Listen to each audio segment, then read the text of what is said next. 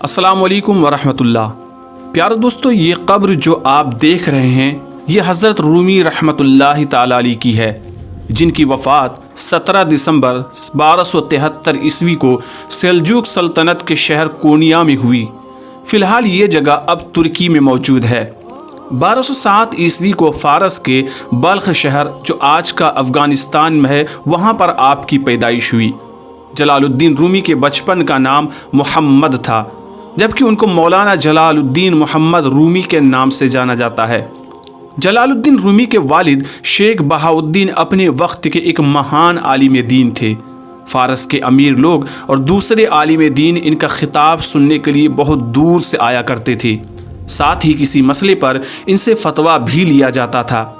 پیارے دوستو، ایسا کہا جاتا ہے کہ منگولوں سے کسی مت بھید کے کارن ان کے پریوار کو بلخ نگر چھوڑنا پڑا اور بعد میں ان کے والد نے ترکی کے کونیا کو اپنا ٹھکانہ بنایا۔ حضرت رومی واحد ایسے صوفی ہیں جنہیں ہر مذہب کے لوگ مانتے ہیں، ان کا لکھا پڑھتے ہیں۔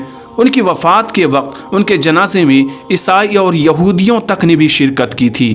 پیارے دوستو، حضرت رومی نے دنیا سے بے رغبتی اختیار کر لی تھی اور پوری زندگی خدا اور پیغمبر حضرت محمد صلی اللہ تعالی علیہ وسلم کے عشق میں گزار دی۔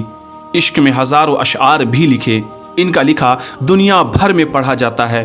حضرت رومی ایشیا سے زیادہ یورپ میں مشہور ہیں۔ ان کی قبر پہ اس خوبصورت مقبرے کی زیادہ تر حصوں کی تعمیر ان کی وفات کے کئی سو سال بعد عثمانیہ سلطنت کی حکومت میں ہوئی۔ حالانکہ انہوں نے اپنے اشعار میں ذکر کیا ہے کہ جب ہم مر جائیں تو زمین پر بنے مقبروں میں نہیں بلکہ اپنے دل میں مجھے تلاش کرنا۔ پیارے دوستو، اگر اس طرح کی اسلامی تاریخ، ہسٹری آف اسلام کی ویڈیوز آپ دیکھنے کے خواہش مند ہیں، اس چینل کو ضرور سبسکرائب کیجیے گا۔ اس ویڈیو کو لائک کر کے زیادہ سے زیادہ دوستوں تک شیئر کیجیے گا۔ ملیں گے ایک اور دوسری دلچسپ ویڈیو کے ساتھ۔